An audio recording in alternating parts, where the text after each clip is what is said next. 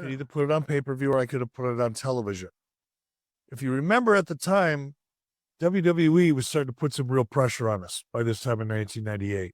We are first and foremost a television company at that point in time. But even more than that, one of the reasons that WCW achieved whatever level of success it achieved in 98, at this point in time, we were making money hand over fist. I far exceeded all of my budgets in terms of forecasting and generating revenue. So we were so far ahead financially of what we were supposed to do for the entire year in 1998. By August of 1998, our year was already almost done in terms of where our budget was. And we met and exceeded everything. So there was no financial pressure on me. It's like, oh, why would I? Maybe I should put it on pay-per-view because it's close and we need that extra profit. We didn't need it. I was already way ahead of schedule.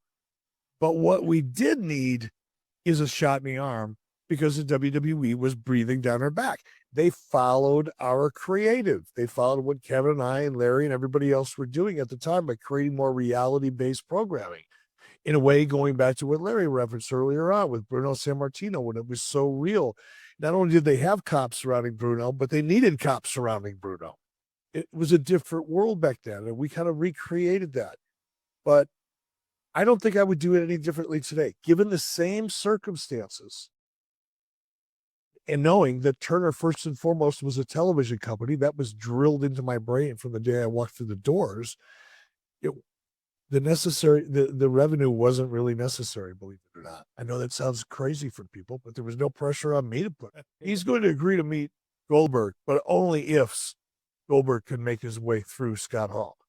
So that's kind of the stakes and the setup of the story. Kevin, do you remember that at all?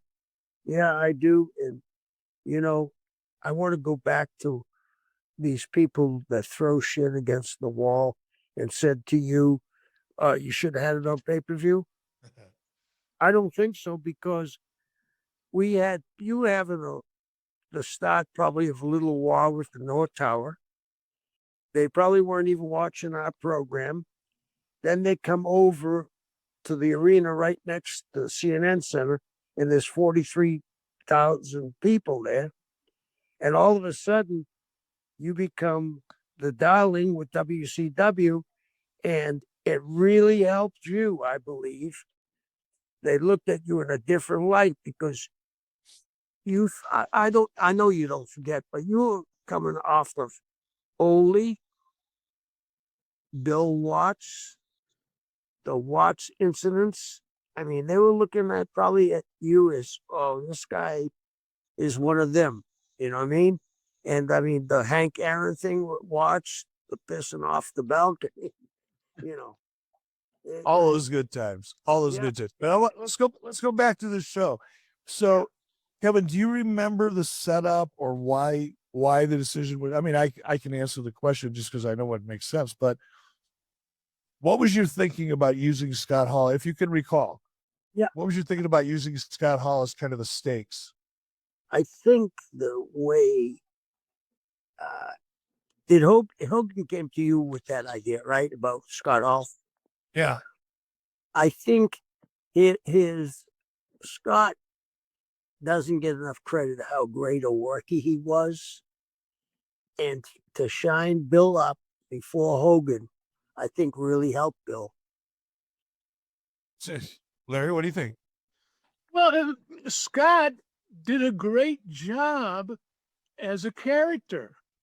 Yeah. I mean, the way he walked out, the way he talked, Scott did a great job of reaching people emotionally. He became a great character with believability. The way he walked, the toothpick thing he threw, and it was really perfect. I mean, but it was to Kevin's point, because Scott was such a phenomenal worker. And when and Kevin, you know this more than I do, and you too, Larry. I mean, you worked with Scott more than anybody, going all the way back to AWA. Do you think it's because Hulk knew that Scott could make Goldberg look as good as he could make him look? I mean, you wouldn't want to put Bill Goldberg in there with somebody who yeah, I think they'll have a pretty good match, right? Not in that spot. You need to have somebody like Scott Hall to really, as Kevin said, put the absolute best shine on him. Let me ask you guys, and be honest now. Don't say what you think I want to hear.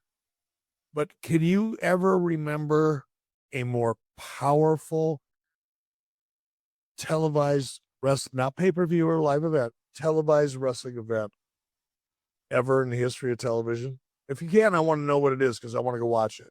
Yeah, well, you can't fire me now, so I'll tell you the truth. I don't think anything can beat that. That was the ultimate. I mean, they broke the decibel record. The roof blew off the place. It was amazing. It was totally amazing. Yep. It was totally amazing. And the other thing is that chant that lasted a long time, Goldberg, after you Oh, won. yeah. And you teased Eric too by sending some guys down, and it looked like we are gonna have a screwy finish. That was you, brother. I had nothing to do with that. But I'm so glad you brought that up, Kevin, because that was the one thing as I'm watching this, because I don't remember any of this stuff. I don't. So when I see this stuff, I go back, I'm going, oh, this is awesome. And I probably didn't even see a lot of the match because I was busy backstage. Right. So it's so fascinating though, but the finish, and I want to put you over for this and ask you about it.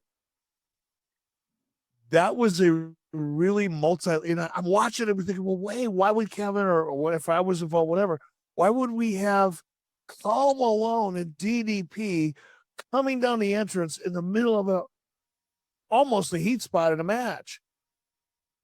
And It was yeah. Go ahead. Sorry. No, it was like that. It was like I used to talk about Pat Patterson's finish because Pat Patterson always used to have, in my opinion, not always, but often a three-layered, three-dimensional finish. Oh, here it comes. Oh, no, that's not it. Oh, now that's it. You know, it was a journey. The finish was a journey in and of itself. Not just the match was a journey in the story, but the finish was a story. And that's what that felt like. And the thing was, we were in the middle of the war, right? WCW against the NWO. They had always got their hand raised by some kind of trickery. And it was like, oh, not again. And we did it a couple of times. And then I don't know if a lot of people noticed this. Larry, when he went to jackhammer Eric, the referee looked like he was getting in the way. It looked like he was going to have a ref bump. I didn't notice that, but that was, but to use his finish on Hogan, right, what was perfect. I mean, like I said, the crowd lost it.